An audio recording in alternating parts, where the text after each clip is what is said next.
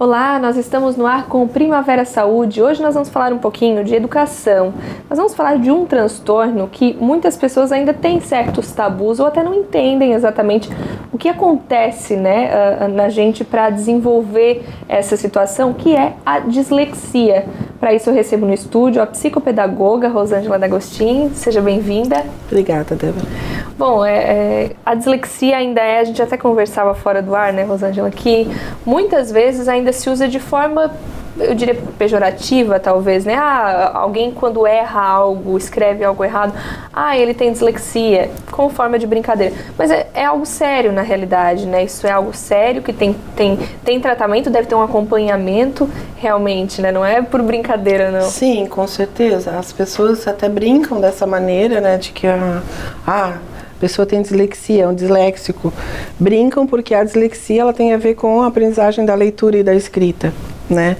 Ela é única e exclusivamente, ela atrapalha única e exclusivamente essa aprendizagem da leitura e da escrita. Então, quando uma pessoa escreve alguma coisa errada, eles brincam, né, com esse termo, que não é legal, né? Porque quem tem dislexia sabe a dificuldade que é, o transtorno que é para aprender, é muito mais difícil ter essa aquisição da leitura e da escrita. Demora muito mais. Enquanto as crianças sem dislexia no primeiro, segundo ano já estão alfabetizadas, com dislexia vai aprender lá no final do segundo ano, do terceiro ano, a alfabetização com acompanhamento. Se não tiver acompanhamento, pode demorar até mais. O que é a dislexia? O que acontece para ter essas dificuldades, né, de escrita, de leitura? Então, Débora, a dislexia é um transtorno único e exclusivamente da aprendizagem da leitura e da escrita. Por que acontece essa dificuldade de aprender leitura e escrita? Porque o indivíduo com dislexia, as conexões cerebrais, elas não ocorrem da maneira como deveriam ocorrer. Então, a pessoa que tem esse transtorno, ela não entende aquela letra como quem não tem entende. Ela olha o B e vê o D. Então, ela não consegue associar o som daquela letra com o símbolo gráfico que ela está vendo. Letras, números. Então, é muito mais difícil. E aí ela faz uma confusão mental. E é especificamente por isso, por essa dificuldade, essa falha nas conexões cerebrais que faz com que a criança tenha dificuldade. Lembrando que a dislexia não é uma deficiência intelectual. A inteligência do indivíduo ela é preservada. A única dificuldade dela é na aprendizagem da leitura e da escrita. Claro que dificulta, imagino, a interpretação dela dos textos também, mas justamente por conta dessa troca? Sem dúvida, porque se ela não consegue ler o que está escrito, porque é como se ela tivesse um problema de visão, só que não. Ela não enxerga como ela deveria. Para ela enxerga para ela está embaralhado, ela troca os fonemas, ela lê errado, e aí se ela lê errado, ela vai interpretar errado. É engraçado como é o nosso cérebro, né? Quase quando a gente fala de alguém que é daltônico. Que quem não é daltônico não consegue visualizar, mas eles também não enxergam as cores exatamente como quem não é daltônico enxerga. É mais ou menos por aí também, né? O daltonismo tem mais a ver com a visão, especificamente, né? A dislexia não, a dislexia é uma disfunção cerebral. A gente pode falar que é neurológico, seria isso? É neurológico, E aí, como é que se faz o diagnóstico disso, Rosângela? Geralmente se percebe na escola, realmente, quando está tentando a alfabetização? A percepção e a busca pelo diagnóstico ocorre geralmente na fase que a criança entra no primeiro ano escolar, que se inicia a alfabetização propriamente dita. Só que antes, quando o neurologista, por exemplo, for fazer um questionário lá para identificar se é dislexia, ele procura já saber da vida pregressa dessa criança. Se demorou a falar, já é uma suspeita. A criança, já é um indício, porque as crianças costumam normalmente por volta de um ano e pouquinho já pronunciarem as primeiras palavras. E a criança foi falar lá com 3 anos de idade. E é isso justamente por não ter entendido bem o que foi falado para ela? Exatamente, por essa dificuldade na decodificação daquele fonema, daquele som. Já começa por aí. Depois, na escola, o professor percebe o quê? Normalmente as crianças na fase de alfabetização, elas trocam os fonemas naturalmente. Só que à medida que elas vão adquirindo, né, a leitura e a escrita, elas vão perdendo isso. Tem criança que escreve espelhado, que escreveu a letra ao contrário. E normalmente mas isso é normal? Normal, no início da alfabetização, sim. Os fonemas que têm um som parecido também é normal as crianças fazerem essa troca. Só que quem tem dislexia, isso não passa assim no primeiro ano de alfabetização, ela permanece. E a criança também embaralha as letras, tipo escrever cama. Ela não escreve C-A-M-A, ela pode inverter, botar o A antes do M. E achar que está escrevendo cama. E achar que está escrevendo certo. Outra característica da criança com dislexia é juntar duas palavras numa só. Fui passear ontem. De repente ela junta o passear ontem como sendo uma palavra só, na escrita. Ou então uma palavra um pouco mais comprida, ela separa, faz duas. Hipopótamo, escreve separado. Isso é uma característica comum. Então o professor percebendo isso, a família percebendo isso, deve procurar ajuda, né? A avaliação ela é feita de maneira multidisciplinar, não é um único profissional que faz, né? Pode ser a fonoaudiólogo, o psicólogo e, por último, o neurologista, que vai dar o diagnóstico se é ou não dislexia. Quase sempre se descobre na infância, realmente. Ou se deveria procurar também, né, esse auxílio na infância? Hoje em dia é mais comum a procura, né, desde os primeiros anos escolares, ali no primeiro ano que é a alfabetização, a escola já encaminha, a escola já percebe essa diferença, a família, e já é feita essa busca, né, por fazer esse diagnóstico, esse entendimento do que está acontecendo ali. Antigamente não tinha essa preocupação, nem passava, né? Passava batido, às vezes agora, tem muitos adultos que descobriram agora que toda aquela dificuldade é em função da dislexia, né? E passaram assim uma vida inteira de sofrimento, de se achar incapaz. Acompanhamento mesmo, não tinha, isso é recente. Então atrapalha muito a vida acadêmica do indivíduo, ele precisa ter acompanhamento. E aí como é que é esse acompanhamento? Porque lembra que não é uma doença, né? É um transtorno. Não. Então não tem cura também. Não é uma doença, não tem cura, mas tem acompanhamento, né? Não é feito um acompanhamento com medicamento, não é medicamentoso, né? A criança com dislexia, se for só dislexia, porque a criança pode ter um outro tipo de situação, né? Pode ter uma deficiência intelectual, pode ter um TDAH, pode ter outras coisas juntas. Mas se for só dislexia, não tem medicação. O acompanhamento, a terapia é feita, como por exemplo, para a alfabetização, se busca trabalhar com a consciência fonológica, né? Que é a alfabetização através dos fonemas, o som da letra, não o nome da letra. Primeiro a criança vai aprender que som que tem aquela letra, para depois o nome dela, para não haver essa confusão. E vários outros métodos que vai fazer no consultório, ou com a fono, ou com o psicólogo, ou com a psicopedagoga. E em sala de aula, o professor também pode ter algumas atitudes que podem ajudar no desenvolvimento dessa criança com dislexia. Nesse acompanhamento, é bom que o professor saiba também, ele tem o diagnóstico e precisa desse acompanhamento também. Se tem geralmente isso? É crucial que a escola tenha conhecimento dessa avaliação, que a criança tem dislexia. Por quê? A criança com dislexia, segundo a Associação Brasileira de Dislexia, a ABD, ela tem direito, por exemplo, a fazer uma prova, a ter com ela a tabuada, por exemplo, as fórmulas, porque se ela tem essa dificuldade na leitura, ela tem dificuldade em memorização, e tabuada, fórmulas são coisas que precisam ser memorizado. A criança com dislexia, ela não consegue fazer isso. Então ele tem direito a ter esse acesso, na hora da prova, a esse tipo de material. Entre outras coisas, né? Dar um tempo maior, porque ele vai ter mais dificuldade na leitura, mais dificuldade na interpretação. Associar essa prova escrita com outras de maneira oral. Porque assim, a criança com dislexia, ela não pode ser só avaliada pelo que ela escreve. Mas se ela tem o conhecimento daquele assunto, da escrita mesmo. Da escrita. Se ela tem um conhecimento, se ela adquiriu conhecimento sobre aquele assunto trabalhado, o professor não pode se apegar somente à ortografia, se ele escreveu certo ou não. Deve ser levado em conta isso também, entre vários outros itens que podem ser citados, que ajudariam bastante também. A falta de acompanhamento, ela pode fazer com que a dislexia de alguma forma aumente, ou ela só não tem isso de a dislexia aumentar, de o transtorno aumentar? Não, ela não aumenta e nem diminui. O que muda é a criança com acompanhamento, ela tem possibilidade de desenvolver de uma outra forma. Mesmo que essas conexões neurais não ocorram como deveria, esses estímulos adequados para aquela situação vão possibilitar que ele desenvolva aquilo que sozinho ele não teria condições. Dá para uma criança com dislexia se formar normalmente na escola, ensino médio, faculdade? Com certeza. E quanto mais precoce, melhor vai ser o resultado. Mais ele vai ter chance de se alfabetizar e continuar a vida acadêmica dele até a universidade, sem problema nenhum. Esse acompanhamento, ele precisa ser para o resto da vida ou é mais na fase mesmo escolar que acaba se tendo? É mais comum nas fases iniciais, né? Séries iniciais, no fundamental e ensino médio. Depois, na universidade, já nem tanto, porque daí o indivíduo por si só ele já sabe como ele deve agir. Ele já consegue fazer sozinho, ele já não precisa de um terapeuta ou alguém que diga faz assim, faz assado, ele já consegue dominar.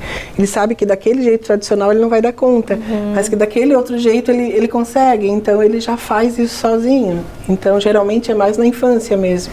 Pode ter confusão, Rosângela, dos pais às vezes fazer um autodiagnóstico e não é dislexia, imagina, ou até não aceitar, né? Sim, isso. Com qualquer transtorno, qualquer distúrbio, com qualquer situação, isso é bem comum.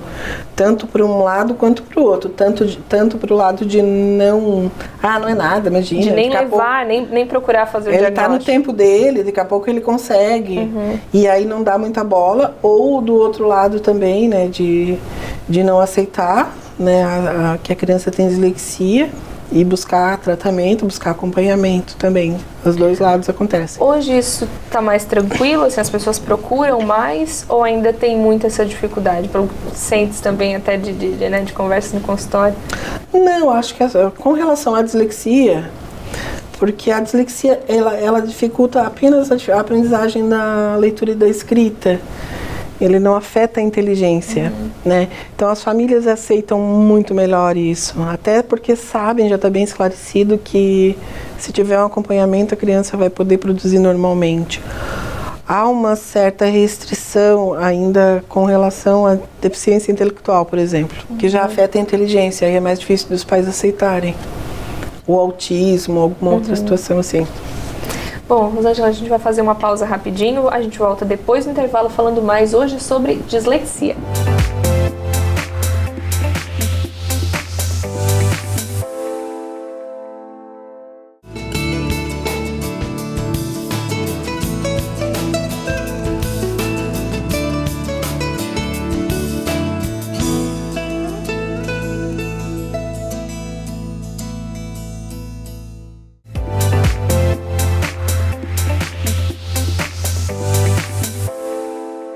Estamos de volta hoje recebendo aqui no estúdio Rosângela D'Agostinho, ela que é psicopedagoga e está falando com a gente sobre dislexia.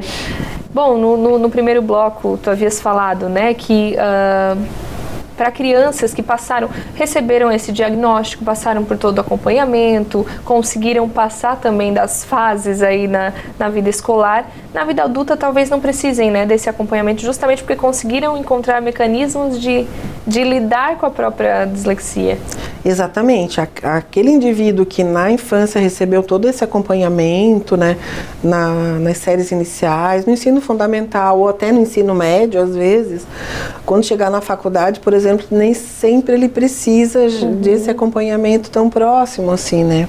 Por quê? Porque ele já sabe como reagir, ele já sabe os métodos, o jeito que ele pode fazer para obter um melhor resultado.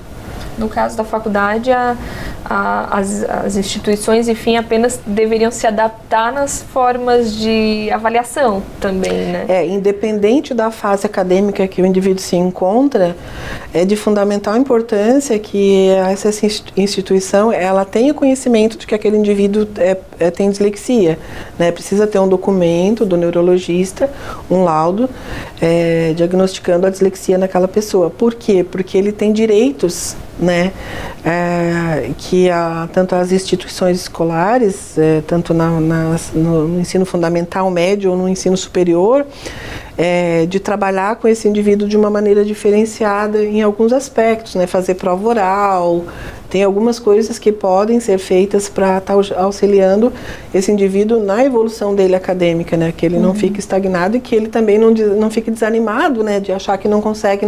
Ele consegue, não do jeito tradicional, daquele outro jeito. Porque como você falou, a inteligência, né, não muda, não traz uma dificuldade intelectual, é só essa... Não, a dislexia não interfere na inteligência, ela é preservada. A inteligência do indivíduo com dislexia é preservada. Ele pode aprender o que ele quiser, ele só vai ter dificuldade na leitura e na escrita. E agora o contrário, né? Vamos considerar alguém que de repente agora tem 40, 50 anos, já passou pela fase escolar, de repente até não conseguiu se formar justamente por conta dessa dificuldade, mas nunca teve um diagnóstico. E aí agora, dá tempo ainda de procurar uma ajuda, de diagnosticar? Sempre há tempo. Eu sempre digo que aprender é para todos, independente do que tenha, independente da idade que a pessoa tenha. Aprender é para todos. Se ela tem esse desejo e só agora, com 30 e poucos, 40 anos, ela descobriu que tem dislexia, sim. Só que diferente daquela criança que teve um acompanhamento desde a infância, né? Descobriu a dislexia cedo e teve um acompanhamento, ela vai precisar do acompanhamento mesmo na fase adulta, porque ela ainda não sabe como lidar com essa situação. E o acompanhamento pode ser o mesmo? Pode ter fono, pode ter neuro, como é que funciona? Com os mesmos profissionais, só que, óbvio, adaptado para a fase adulta, né? Porque às vezes o que acontece? Tipo alfabetização de adultos, né, que sem dislexia, a pessoa não teve oportunidade de estudar e agora está estudando, e aí o adulto vai lá com 50 anos e o professor apresenta um livro lá da infância com as historinhas infantis. Ele não vai achar interessante, tem que se adaptar à realidade daquela pessoa, então tu vai trazer conteúdos adaptados à vida adulta. Assim também para trabalhar a dislexia com adulto, né, tu vai usar os mesmos métodos, só que adaptado para um adulto. A dificuldade, pelo que você falou, é também essa questão da plasticidade que um adulto já não tem. Talvez tenha uma dificuldade maior de aprender além da dislexia. Também, exatamente. Quanto mais novinho o indivíduo, maior a plasticidade neural. Então, mais fácil de aprender as coisas. Pode observar que é muito mais fácil para uma criança aprender outro idioma do que eu lá com 40 e poucos anos aprender um outro idioma, né? Um russo, né? Quem sabe ainda. É muito mais fácil aprender. Então tem também essa outra dificuldade, né, que dificulta também, que é essa plasticidade neural, que já não é lá tão plástica assim. Então precisa de um pouco mais de esforço. Mas eu acredito que é possível sim, com empenho, com dedicação e com um profissional certo, adequado, fazer esse acompanhamento e a pessoa conseguir se alfabetizar, estudar e fazer aí um supletivo. Dá tempo, sempre dá tempo. Tocar a vida, né? Sempre dá tempo. Agora, existe causa para a dislexia? O que explica, né, a criança já nascer com essa dificuldade? Então, ela já nasce com genético mesmo. Genético. Ela já nasce com essa dificuldade nas conexões neurais, né? As conexões não ocorrem como deveria. Ela já nasce com isso. Existem estudos que dizem que pode ser uma dislexia adquirida, em função de a criança não ter tido oportunidade, não ter recebido incentivo. Só que isso ainda não são todos que concordam com esse estudo, não é? Não são todos que concordam e assim, ela vai ter as mesmas características da dislexia, né? Mas não é a mesma coisa, porque ela não vai ter essa disfunção neurológica, né? Que são as conexões neurais que não ocorrem, né? Ela não consegue, momentâneo. Ela não consegue porque ela não foi apresentada aquilo. Você não pode exigir que eu fale inglês se eu nunca fui apresentada uma aula sequer de inglês. Impossível que isso aconteça. Entende? Então, se a criança não recebeu estímulos, ela não foi apresentada a vida letrada, obviamente ela vai ter dificuldade para aprender a ler e escrever, inicialmente. Mas a criança que já nasce com a dislexia, com essa disfunção neural, com a falta dessas conexões, né, ela vai ter dificuldade na aquisição da leitura e da escrita. Pode ser hereditário? Hereditária a dislexia? Se há na família casos de pessoas, né, próximos, parentes próximos que tiveram, as chances de nascer, de ter dislexia aumenta, assim como qualquer outra coisa, né? Mas eu posso ter dislexia e ter um filho que não tenha? Oh, com certeza. Sem problemas? Sem problemas, pode sim. Para quem está nos assistindo, Rosângela, a orientação é ficar atento realmente a esses detalhes. Em caso os pais podem perceber alguma mudança também, além da escola, né? Sem dúvida, ficar atento aos sinais, né? A criança com 6 anos, quando ela começa na fase de alfabetização, porque hoje eles já começam a ir para a escolinha muito mais cedo, né? E aí vem, na educação infantil, vem toda uma preparação para a alfabetização, mas pelo menos não deveria ser apresentado as letras como maneira de se alfabetizar com 3 ou 4 anos de idade, porque a criança ainda não tem estrutura para isso. Os pais às vezes fazem isso, as brincadeirinhas. Porque é bonitinho, não, como forma de brincadeira tranquilo, mas exigir isso é muito doloroso para a criança, porque ela não tem estrutura para aprender a ler e escrever com 3, 4 anos de idade.